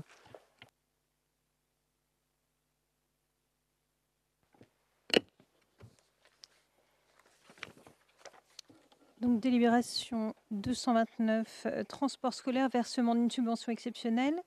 Par courrier, en date du 8 novembre dernier, l'école Saint-Melaine a formulé une demande de subvention exceptionnelle de la commune de Châteaubourg au titre du transport scolaire. Le montant total sollicité est de 700 € TTC. Suite à la présentation du sujet en commission vie des écoles du 26 novembre 2018, il est proposé au conseil municipal d'approuver la subvention exceptionnelle transport de la commune de Châteaubourg pour l'école Saint-Melaine, soit 700 €, et d'autoriser monsieur le maire ou son représentant à signer tout document relatif à ce dossier. Est-ce qu'il y a des questions? Oui, je passe la parole à Jean-Pierre Guéguin. Juste une remarque, une observation. Nous allons voter pour, puisque c'est la position que nous avions prise en commission. Je rappelle toutefois ce que nous avions dit en commission, qu'il convient que nous soyons particulièrement attentifs à ce que ces subventions exceptionnelles, hier le Plessis, aujourd'hui Saint-Melaine, ne deviennent pas la règle. Au bout du bout, le transport scolaire n'est pas une activité exceptionnelle. Alors, soit c'est les montants qu'il conviendra de revoir au tout départ, soit demander au directeur d'école de prévoir des opérations exceptionnelles le plus rapidement possible. Parce que, voilà, c'est tout. C'est une remarque. Bon, les subventions exceptionnelles, bon, on en vote beaucoup. Et je dirais que concernant le transport scolaire, c'est un peu dommage. Il faut que ce soit la règle plus qu'exceptionnelle. Tout à fait. Il y a une remise à plat nécessaire là-dessus, puisque voilà, suite à des échanges avec la trésorerie, on a certain nombre de choses, certaines pratiques qui étaient tolérées les années précédentes ne le sont plus, donc on doit revoir tout ça dans le cadre du contrat d'assaut, etc. Donc ce sera retravaillé en commission. Pas d'autres questions, pas d'autres remarques. Je mets au vote. Qui vote contre? Qui s'abstient? C'est adopté à l'unanimité. Merci. Délibération 230. Donc, contrat d'association, versement d'une avance du montant de la subvention 2019. Les écoles privées ont signé avec l'État un contrat d'association qui a pris effet à la rentrée de septembre 2009. Suite à ce contrat, la commune a établi une convention précisant la prise en charge des dépenses de fonctionnement obligatoire des écoles privées. Comme l'an passé, il est proposé aux membres du conseil municipal d'allouer un premier versement de subvention aux écoles privées à hauteur de 25% du montant alloué en 2018, leur permettant ainsi de bénéficier d'une avance de trésorerie. Ce premier versement sera réalisé en janvier et le montant restant leur sera versé lorsque le coût à l'élève pour l'année 2019 sera définitif. Il est ainsi proposé de verser, je ne vais peut-être pas détailler les montants, voilà, juste un total général de 56 021,02 €. Les crédits nécessaires seront prévus au budget primitif 2019 de la commune, au compte 6558, autres contributions obligatoires. Donc, suite à la présentation du sujet en commission vie des écoles du 26 novembre 2018, il est donc proposé au conseil municipal d'allouer ces montants et d'autoriser monsieur le maire à signer tout document relatif à ce dossier. Est-ce qu'il y a des questions? Des remarques? Non. Je mets au vote. Qui vote contre? Qui s'abstient? C'est adopté à l'unanimité. Merci. Délibération 231. Alors, une autre délibération toute administrative. Crédit fourniture scolaire, versement d'une avance du montant de la subvention 2019. Chaque année, les écoles privées se voient allouer une enveloppe budgétaire pour l'achat de fournitures scolaires. Cette enveloppe est déterminée en fonction du nombre d'élèves des écoles privées, auquel est multiplié un forfait à l'élève proposé par les membres de la commission et approuvé en conseil municipal. Il est proposé aux membres du conseil municipal de procéder au versement de ces crédits en 4 temps, janvier 25%, avril 25%, juillet 25% et en novembre le solde de la subvention allouée. Une vérification des crédits employés par les écoles privées aura lieu chaque mois par l'envoi des factures comme pièces justificatives. Et les commandes devront correspondre à des fournitures scolaires. Un ajustement du montant de la subvention totale 2019 pourrait être réalisé en novembre au moment du versement du solde de celle-ci. Ainsi, le premier versement de cette subvention aux écoles privées est proposé à hauteur de 25% du montant alloué en 2019. Il est donc proposé au conseil municipal de verser les montants suivants. 1642,74 € pour l'école Saint-Joseph et 759,15 € pour l'école Saint-Melaine. Suite à la présentation de ce sujet en commission vie des écoles du 26 novembre 2018, il est donc proposé d'allouer ces montants aux écoles concernées et d'autoriser monsieur le maire ou son représentant à signer tout document relatif à ce dossier. Est-ce qu'il y a des questions? Des remarques? Non. Je mets au vote. Qui vote contre? Qui s'abstient? C'est adopté à l'unanimité. Délibération 232. Donc, le projet éducatif de territoire. Un premier projet éducatif de territoire a été établi et approuvé par délibération en date du 25 mai 2015 pour une durée de 3 ans. Celui actuellement en vigueur arrivait à échéance en 2018. Aujourd'hui, il convient d'établir et d'approuver un nouveau PEDT pour les années scolaires 2018 à 2020, 6 juin annexé. Suite à la présentation du sujet en commission vie des écoles du 22 octobre 2018, il est proposé au conseil municipal d'approuver le PEDT modifié et de l'appliquer à compter de la présente année scolaire 2018-2019 et ce pour une durée de 3 ans. Et d'autoriser monsieur le maire ou son représentant à le signer ainsi que tout document affilié à ce dossier. Comme vous l'avez tous lu, est-ce qu'il y a des questions, des remarques? Je mets au vote. Qui vote contre? Qui s'abstient? C'est adopté à l'unanimité. Merci. Délibération 233. Je passe la parole à Aude. Il nous est nécessaire de relancer le marché de fournitures scolaires et fournitures pour les travaux manuels destinés aux 2 établissements publics, scolaires publics. 3 entreprises se sont présentées, la SADEL, Delta Bureau et Pichon Papeterie. Et comme il a été présenté en commission ressources, c'est vraiment la SADEL qui présente l'offre économiquement la plus avantageuse. Donc, il est proposé ce soir d'attribuer le marché à la société SADEL. Est-ce qu'il y a des questions, des remarques? Je mets au vote. Qui vote contre? Qui s'abstient? C'est adopté à l'unanimité. Merci. Délibération 234, Hubert Desblés. Oui, qui concerne donc le retrait du groupement de commande de fourniture d'électricité porté par le SDE 35, le retrait du groupement de commande gaz porté par le SDE 22 et donc l'adhésion au groupement de commande de fourniture d'énergie créé par le SDE 35. Donc juste pour rappel rapide, conformément donc à ces statuts, le SDE 35 est habilité à être coordonnateur de groupement de commande. Donc pour répondre à de nouveaux besoins et dans l'optique de poursuivre l'optimisation de la commande publique, le comité syndical du SDE 35 a décidé de créer un nouveau groupement de commande énergie permettant à la fois l'achat d'électricité et de gaz. Et donc afin de permettre à la commune et au CCAS de Châteaubourg d'adhérer à ce nouveau groupement de commande énergie créé par le SDE 35, la commune et le CCAS doivent se retirer du groupement de commande électricité coordonné par le SDE 35 et donc du groupement de commande énergie-gaz coordonné par le SDE 22 à l'issue des marchés en cours. Donc, le comité syndical SDE 35 a validé la convention constitutive du groupement de commande qui a été joint ultérieurement donc, à l'envoi de ces délibérations.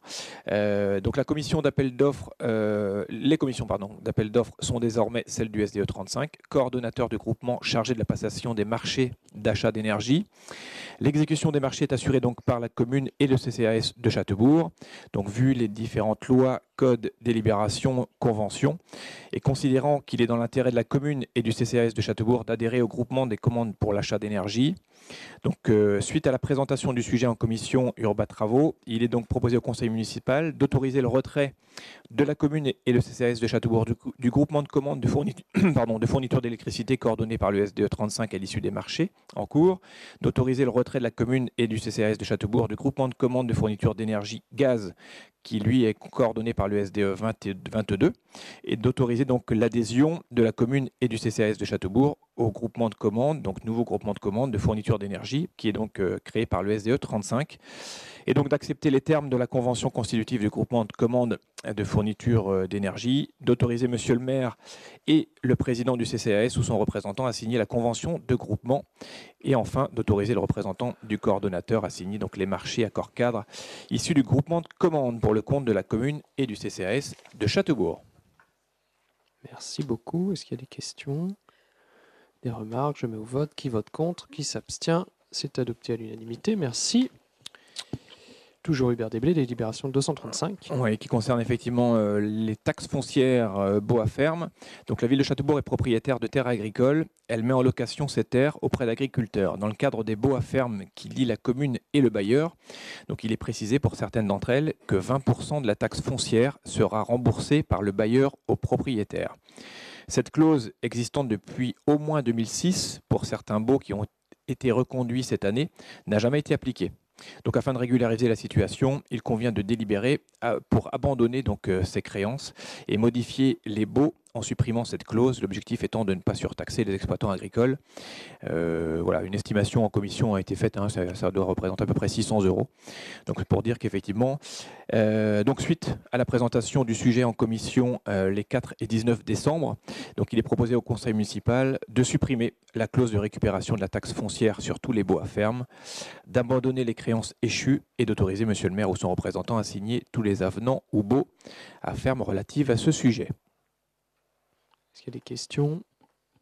Des remarques? Non. Je mets au vote. Qui vote contre? Qui s'abstient? C'est adopté à l'unanimité. Merci. Délibération 236, toujours Hubert. Ouais. Donc, concernant la composition du groupe de travail sur le sujet de la ZAC multisite, dans le cadre des études d'aménagement de la ZAC donc multisite, un groupe de travail dédié à ce projet a été constitué afin de pouvoir examiner les éléments liés à cette opération, émettre des avis et formuler des propositions. Donc les règles applicables au fonctionnement de ce groupe de travail sont décrites dans le règlement intérieur du conseil municipal, article 9. Et suite à la nouvelle délégation transmise à M. Serge Brosseau, donc conseiller municipal délégué à l'environnement, travaux, voirie, ainsi que pour la gestion des bâtiments, il est donc proposé d'intégrer Serge au groupe de travail. Ce groupe de travail donc, serait désormais composé de la façon suivante donc, que vous retrouvez sur la délibération. avec donc en tant qu'administratif Anne-Gaëlle Fayet, responsable du service urbanisme et affaires foncières, et Nicolas Collet, responsable du secteur ATU. Donc, suite à la présentation du sujet en commission urbanisme travaux du 4 décembre, il est donc proposé au conseil municipal de valider la composition de ce groupe de travail ZAC multisite.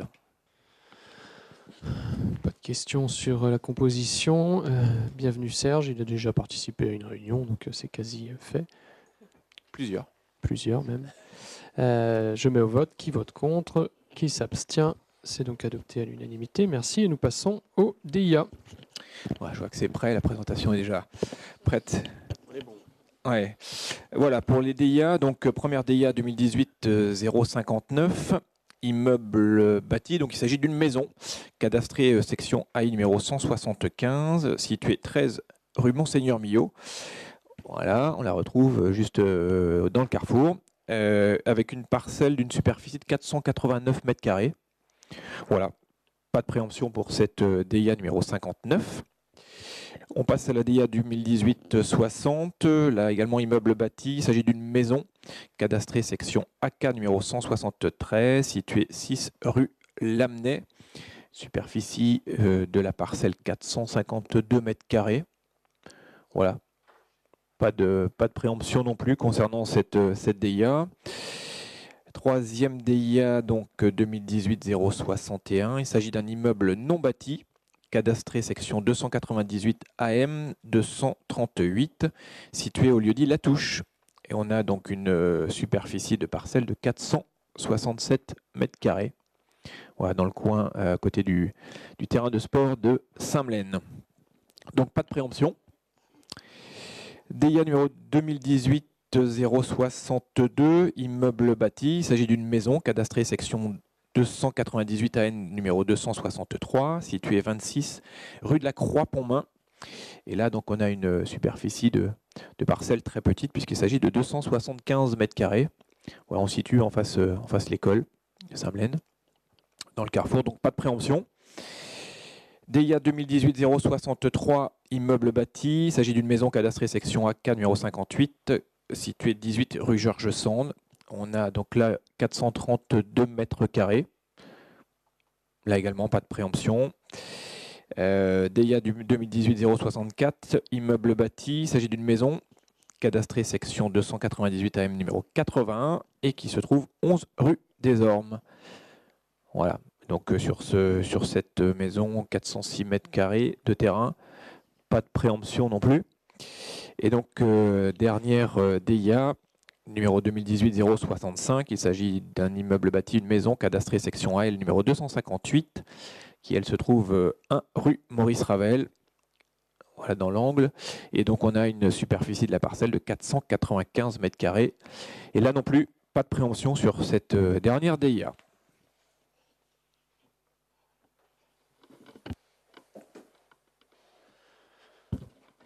Pas de questions, pas de remarques sur les DIA. On continue. Et donc, délibération 238, je passe la parole à Aude de Lavergne. Et oui, dernière délibération, les ressources humaines. C'est la dernière, donc on peut prendre un peu plus de temps pour expliquer concrètement ce qu'est l'accroissement temporaire et saisonnier. Je plaisantais. Aucune nouveauté par rapport aux années précédentes, puisque cette réglementation date de 1984.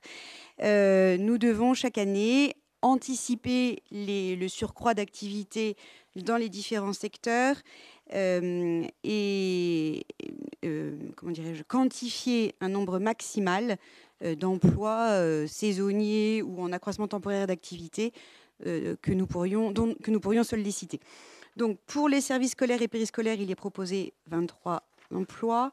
Pour les services accueil de loisirs, 25 emplois. Pour l'espace jeune, 5.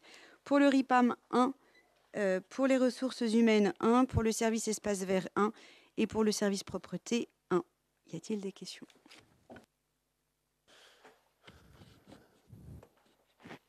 Pas de questions, pas de remarques. Je mets au vote. Qui vote contre? Qui s'abstient? C'est donc adopté à l'unanimité. Merci.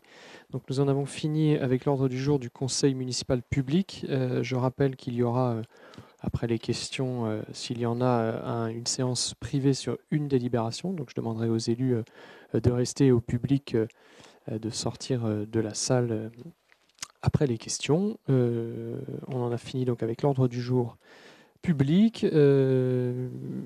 Juste petite pensée, mais un peu triste pour l'annulation de la fête de Noël. Voilà, c'était un moment attendu, je le sais, mais les commerçants ont pris la décision d'annuler, et vu la météo à 15 heures et la pluie qui tombait, bon, je crois que la décision était bonne, et ce sera pour faire encore mieux l'année prochaine, je l'espère. Voilà, ça a été un peu compliqué, c'est comme ça. C'était le même cas à Bron-sur-Vilaine aussi. Bron-sur-Vilaine a été un peu arrosé aussi cette année. Bon, voilà, on espère avoir un Noël un peu plus ensoleillé l'année prochaine. Est-ce qu'il y a des questions, des remarques de la part d'élus, des interventions? A priori non. Est-ce qu'il y a des interventions du public? Oui. Vous voulez le micro? Donc je rappelle aux élus, hein, après les interventions du public, on reste pour une délibération.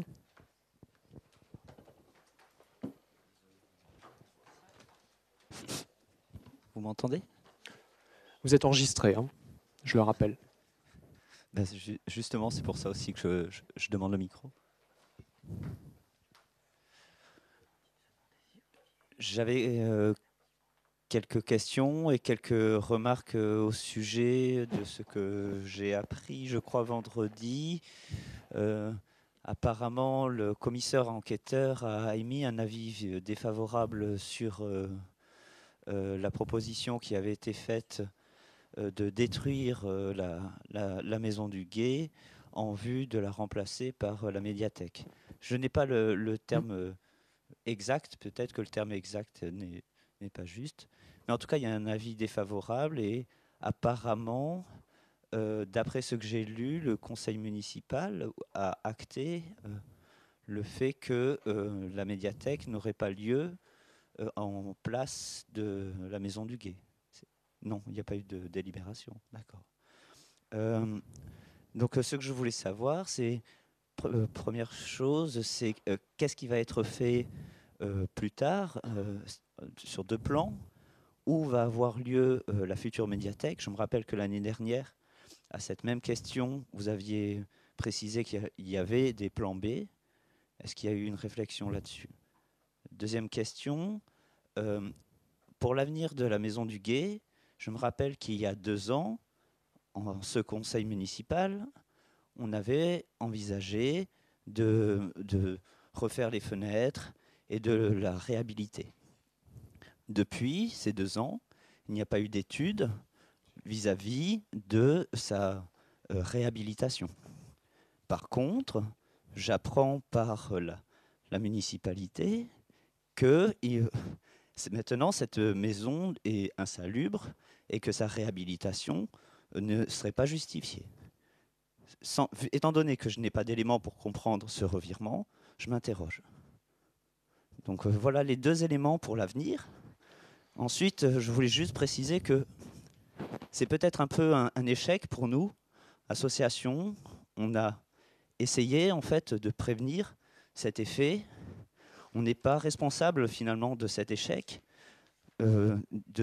pour la municipalité. Mais je trouve que c'est un peu dommage pour les concitoyens de voir que 300 000 € ont été dépensés et pour un résultat qui est pour l'instant assez faible. Alors, je vais répondre à plusieurs questions. Je vais d'abord répondre sur la maison du Gué. Donc la maison du Gué, il y a eu un diagnostic par un architecte spécialisé qui est venu regarder l'état de cette maison du Gué. Aujourd'hui, je n'ai normalement plus le droit d'avoir la moindre activité dans cette maison du Gué. C'est-à-dire qu'elle n'est plus aux normes. C'est-à-dire qu'il y a, notamment sur le plancher, entre les 2 étages, il y a pas, c'est pas coupe-feu, donc j'ai pas le droit d'avoir 2 activités. Ensuite, j'ai pas le droit d'avoir d'activité au rez-de-chaussée, le rez-de-chaussée actuel de la maison du Gué, puisqu'on est en zone inondable, donc j'ai pas le droit d'avoir 2 RP, donc ce n'est pas utilisable, il ne doit pas y avoir de public dans le bas de la maison du Gué, donc ça, il faut considérer que ça doit être fermé.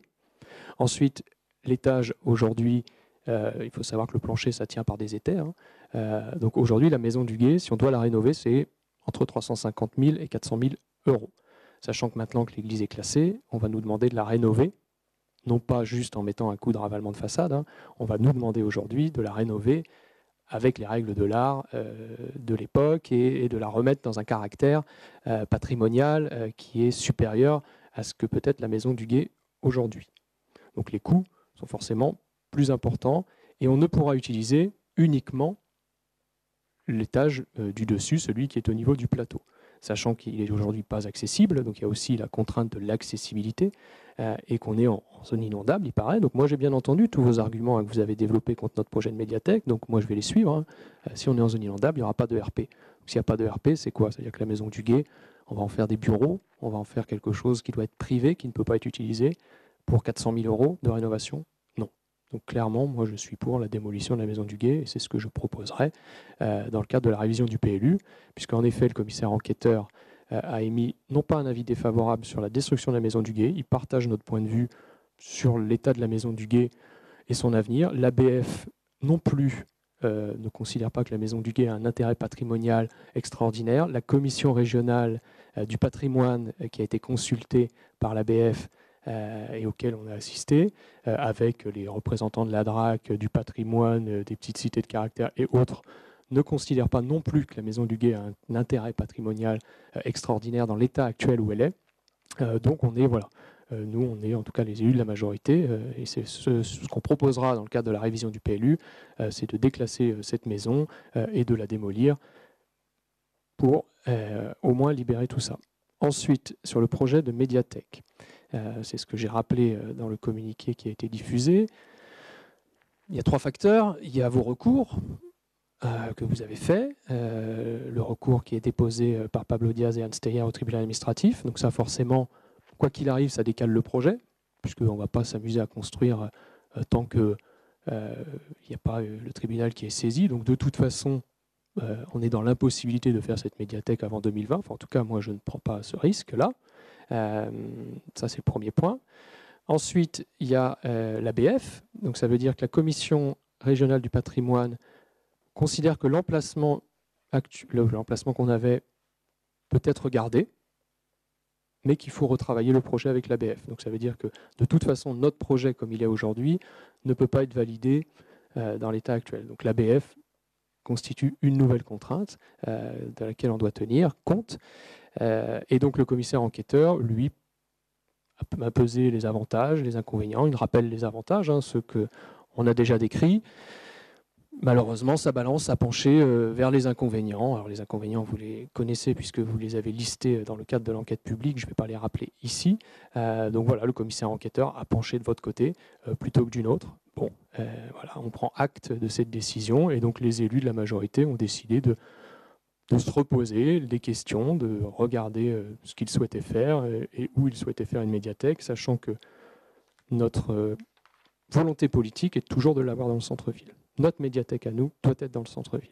Elle ne fera pas de médiathèque, en tout cas cette majorité n'a pas envie de porter un projet de médiathèque de l'ordre de 800 à 1000 m² en dehors du centre-ville. Voilà. Donc on va réfléchir, on va se reposer les questions, on a le temps, on va prendre un peu de temps. Et l'idée, c'est, comme ce projet de médiathèque-là, il n'était pas dans notre programme politique, voilà, on n'avait pas dit, et vous pouvez relire notre programme politique, hein, on n'a jamais parlé de médiathèque, c'est venu après, hein, puisqu'on a regardé, voilà, Yoroun à l'époque nous a convaincus qu'il fallait un projet de médiathèque, les services aussi, donc on a entendu, on l'a rentré dans notre programme pluriannuel d'investissement, mais je crois qu'il est bon désormais de mettre un projet de médiathèque, notre projet de médiathèque, qui sera celui qu'il sera, pour l'instant c'est pas arrêté, c'est pas décidé, dans un programme politique qu'on présentera lors des élections municipales, et vous serez sans doute sur une liste opposée peut-être, et vous présenterez un autre projet. Et donc, ce sera projet contre projet, et ça, c'est la démocratie, et moi, ça me va bien. Et donc, les Castelbourgeois choisiront l'équipe qui construira la médiathèque et le projet de médiathèque présenté. Donc, pour l'instant, voilà, on a une certitude, c'est que la maison du Gué, elle n'est pas réhabilitable, enfin, en tout cas, beaucoup trop chère pour nous par rapport à l'intérêt qu'elle présente.